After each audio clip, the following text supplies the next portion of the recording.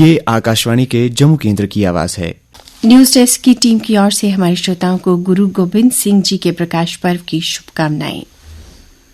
आज के समाचार पत्रों की सुर्खियों के साथ मैं रजनी दुबे। उपराज्यपाल मनोज सिन्हा और मुख्यमंत्री उमर अब्दुल्ला ने गुरु गोबिंद सिंह जी के प्रकाश पर्व की लोगों को शुभकामनाएं दी हैं। उन्होंने संदेश में कहा कि गुरु गोबिंद सिंह जी वीरता, त्याग और न्याय के लिए लड़े। उनके आदर्श मानवता को समानता, धार्मिकता, निस्वार्थ सेवा और भाईचारे के मार्ग पर मार्गदर्शन के लिए प्रेरित करते हैं। हमें इस दिन गुरु की महान शिक्षाओं का पालन करना चाहिए। प्रधानमंत्री नरेंद्र मोदी आज करेंगे जम्मू रेलवे डिवीजन का वर्चुअल उद्घाटन। जम्मू में हो रहे कार्यक्रम में उपराज्यपाल मनोज सिन्हा, मुख्यमंत्री उमर अब्दुल्ला, सांसद जुगल किशोर व केंद्रीय मंत्री जितेंद्र सिंह लेंगे भाग। पीएमओ जितेंद्र सिंह ने कहा कि जम्मू में रेल डिवीजन बनना गर्व और हर्ष की बात है।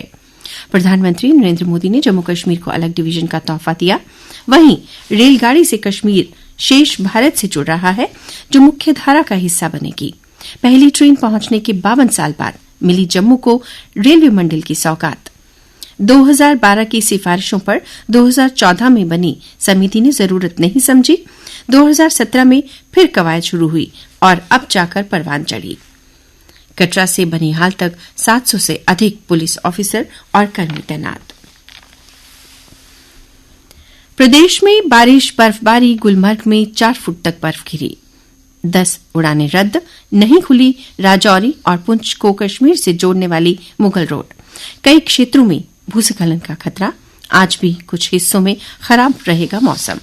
उत्तर पश्चिम में जम्मू कश्मीर से लेकर पूर्वोत्तर में त्रिपुरा तक 20 राज्यों और केंद्र शासित प्रदेशों में घने कोहरे की मोटी चादर फैली रही। कई इलाकों में दृश्यता शून्य रह गई। हिमाचल में भूस्खलन की चेतावनी, 2 दिन और भारी बारिश की संभावना। मौसम विज्ञान केंद्र शिमला ने सोमवार को भारी बारिश और बर्फबारी का येलो अलर्ट जारी किया है। जम्मू पुलिस ने साल 2024 नशा तस्करी के खिलाफ कार्रवाई करते हुए एनडीपीसी एक्ट के तहत 200 एफआईआर दर्ज की। 300 नशा तस्कर किए गिरफ्तार। इसके साथ ही 43 किलो हेरोइन सहित प्रतिबंधित नशीले पदार्थ बरामद करने के साथ 83 वाहन जब्त किए। अतिरिक्त पुलिस महानिदेशक आनंद जैन ने मादक पदार्थों की तस्करी रोकने के लिए चल रहे उपायों का आकलन और सुदृढ़ीकरण के लिए बैठक की समीक्षा की और कहा, नशीली दवाओं और नशीले पदार्थों की अवैध तस्करी को रोकने के लिए सख्त कार्रवाई की जाए। मुख्य सचिव अटुल डुल्लू ने प्रशासन के पास पहुंचने वाली जन शिकायतों का गुणवत्तापूर्वक निपटान करने पर जोर दिया है।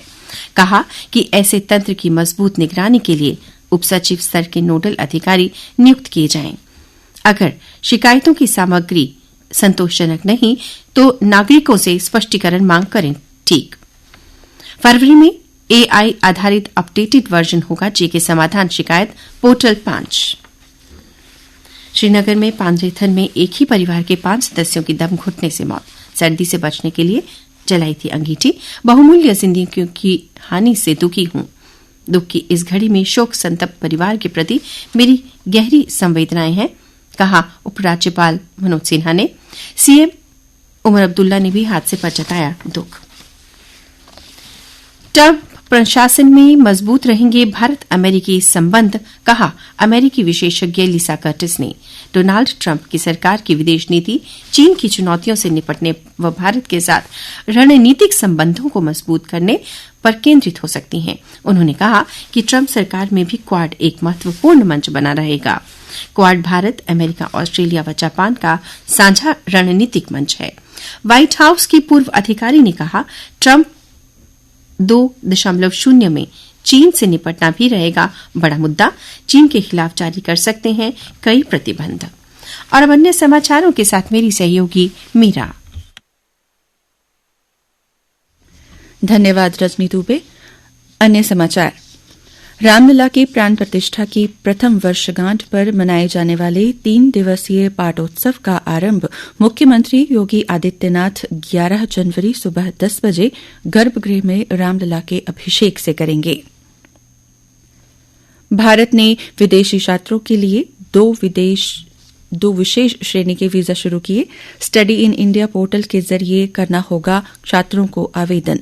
मान्यता प्राप्त संस्थानों में अध्ययन के लिए ई छात्र वीजा। 100 से ज्यादा अवैध कॉलोनियां प्लॉट खरीदते वक्त रहें सतर्क। विकास प्राधिकरण ने जारी किया आदेश। कॉलोनाइजर और डेवलपर्स को चेताया। उच्च शिक्षण संस्थानों में एनईपी के अमल को परखेगा यूजीसी। रैंकिंग जारी होगी। इसी के आधार पर संस्थानों को वित्तीय मदद देने में दी जाएगी प्राथमिकता। रैंकिंग जारी होने से पहले संस्थानों के दावों की भी होगी जांच। दस्तावेज चेक किए जाएंगे। झारखंड में माओवादियों के 9 ठिकानों पर एनआईए के छापे। नकदी और आपत्तिजनक सामग्री मिली थी। मददगारों के ठिकाने भी खंगाले।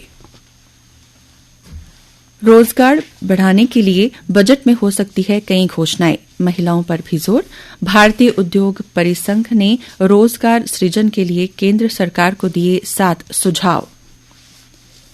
दूरसंचार कंपनियों को देना ही होगा विशेष टैरिफ वाला voucher. Try chairman Anil Kumar Lahoti बोले, इस पर फिर से विचार करने की योजना नहीं, ग्राहकों के हितों की रक्षा करना है उद्देश्य। 3 नशा तस्करों को गिरफ्तार किया। 1 किलो चरस बरामद। श्रीनगर और सोपोर में कार्यवाही।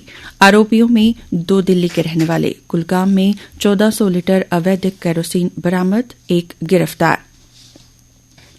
छत्तीसगढ़ के बस्तर में सुरक्षा बलों ने मुठभेड़ में 4 नक्सलियों को मार गिराया। इस दौरान एक पुलिसकर्मी भी शहीद हो गया।